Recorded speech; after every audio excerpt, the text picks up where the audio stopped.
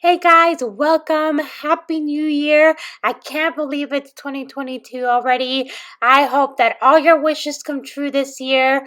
Today we're going to get started with some cleaning motivation. And of course, I have a yummy recipe for you guys at the end of the video. If you haven't done so already, don't forget to subscribe and let's get to it.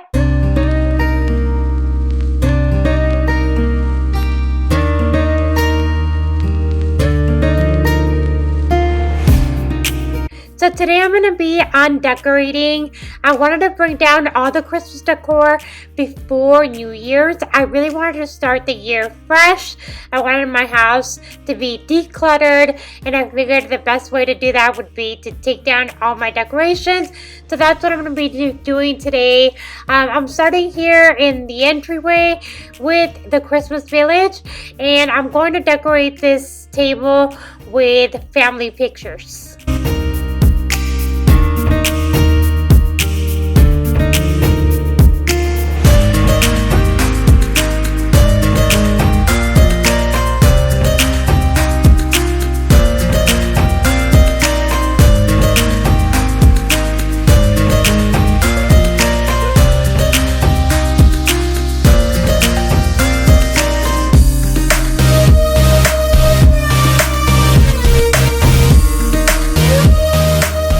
Guys, let me know in the comments if you guys made any New Year's resolutions. Is that something that you do every year? If you did it this year or you didn't, or why not? I think that I try to do something that's almost basic, something that I know that I can stick to, something that's more of like a mindset. For instance, this year I decided I'm gonna focus on just trying to stay positive despite situations, situations around me. Work can get stressful sometimes. Just life in general can be so stressful, and sometimes we run into those medical issues as well, and it's just something that just kind of stresses you out. Not only stresses you, but also sometimes I know for me it puts me in a mood and I want to try to focus on the positive things and try to keep a positive mindset despite anything that might be going on around me. So that's my goal for this year. Let me know in the comments what your goal for this year is.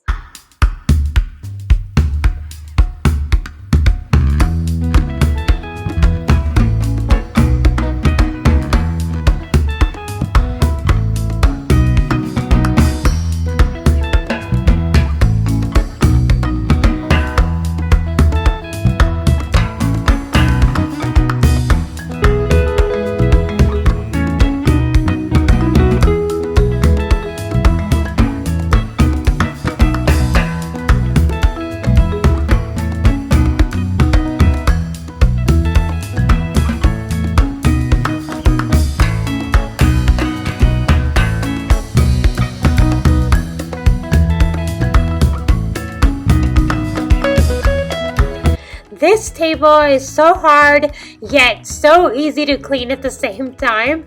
I can't use any product on it. I can't really use water either. It has a texture to it. So any water or product that I use on it will show right away. So I started just kind of dusting it off. So the way that I clean it is I just dust it off. I got this little duster thing at the Dollar Tree in the car section, and I absolutely love it. Like I told you guys, I'm going to be decorated with family pictures. So before I put my Christmas decor up, I actually had these pictures on here, and they're just pictures of my girls. I'm also adding a picture, a really old picture of my husband and I, and a couple of other things. And these are just decorations that are going to stay here all year long. This really just stays this way all year long, and I just kind of add as I go throughout the year. I add some decorations, I move a couple of things depending on what season we're in, but my girls' pictures will remain on this table for at least most of the year.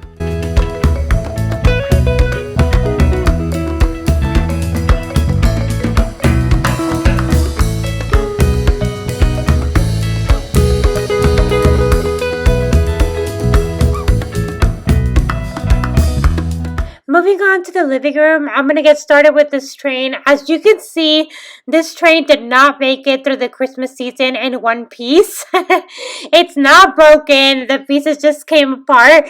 But Rosalie, our puppy, or not really a puppy, she's not a puppy anymore. But Rosalie got to it. She, for some reason, we've had this train for years, and I've put it in the same place for at least 2 to 3 years. It's been in the same spot. And she didn't mess with it in the previous year, so I'm not sure what it was about this year that she really just was attracted to it, and every time she would be in the living room, she would start messing with it. So she would pull the train track, she would pull the train off the track, and it was just a constant battle with her. So I kind of at some point just gave up fixing it, and I just let it be. I just left it there. We didn't turn it on anymore. We didn't use it anymore. We just left it there as a decoration, but we weren't actually turning it on anymore because she kept just messing with it, and it was like almost every day trying to fix it, and I just got sick of it. So I don't know if it'll be coming back next year, or maybe I'll have to find a different spot for it, or I don't know, maybe next year she'll decide to behave. We'll see. But we still loved having it here. The kids really like the train, so it's just a nice little extra touch. Then I'm gonna be moving on to the tree. I'm gonna be taking off all the decorations first, and then taking it apart. The only thing that is staying in here is my nativity scene. I do want to keep that for at least a week or two into January. So that is the only Christmas decor that is staying up in the house. Other than that, everything is coming down.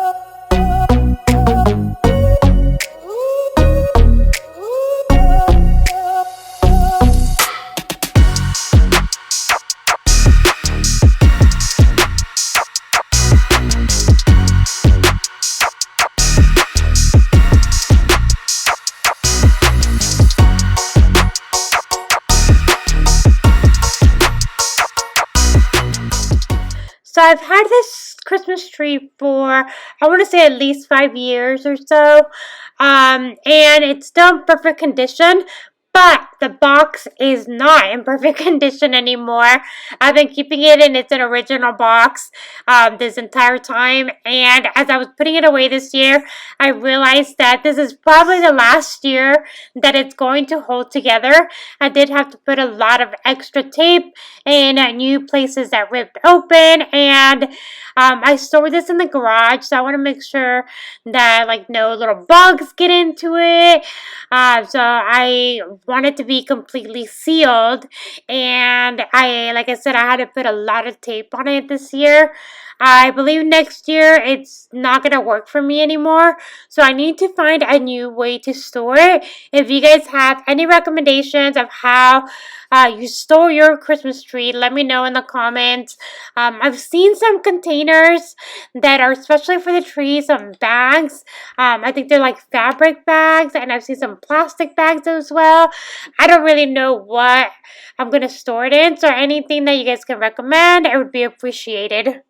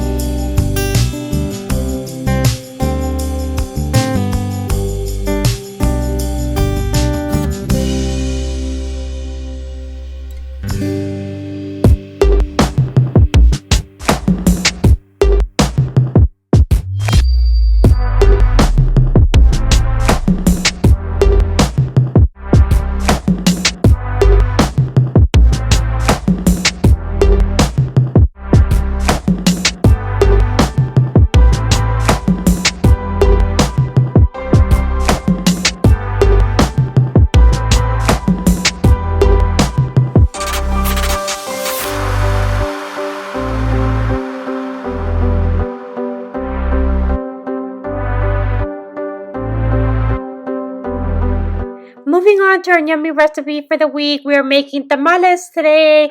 So I'm going to start with cleaning this meat. I'm using pork meat. So I'm going to boil it for about 20 minutes just to clean it up a little. I'm going to toss that water out, and then we're going to cook it with new water and seasonings. Don't put too much water in the pot if you're doing this. But quick tip, when you're cooking, if you put too much water while you're boiling food, put a wooden spoon on top of the pan, and your water is gonna boil and it's not going to spill. So we're going to get started. We're going to boil our meat. Once we've cleaned it up, we toss that water, and now we're going to mix it up with our ingredients. We're going to put new water and add 1 onion. I'm using a white onion, 1/4 cup of salt, 4 bay leaves, and 4 garlic cloves. We are going to boil that for about 3 hours. Now, if you choose to use chicken instead of pork meat, you only need to boil for maybe 2 hours or so. That does cook a lot quicker, but you can still use the same ingredients. And now we're going to make our red salsa. We are going to make this sauce, and we're going to mix this with our meat once it's cooked. For sauce, we are going to boil 10 California chili pods. You want to take out as many of the seeds as you can, and we're going to boil that together with 1 tomato. Once that is boiled, we're going to blend that with the rest of our ingredients for the sauce. So you want to toss the chilies and the tomato in a blender, and we're going to add 1 garlic clove, 1 teaspoon of pepper, 2 teaspoons of salt, 1 teaspoon of oregano, half a teaspoon of ground cumin, and 3 cups of broth. I'm using the broth from the meat that I just boiled, and it just gives it an extra flavor. Instead of adding water, it gives it that extra seasoning that it needs. We're going to blend that together. Once that is blended, we're going to heat up a little bit of olive oil, heat up the sauce, let that boil, and then mix in the meat.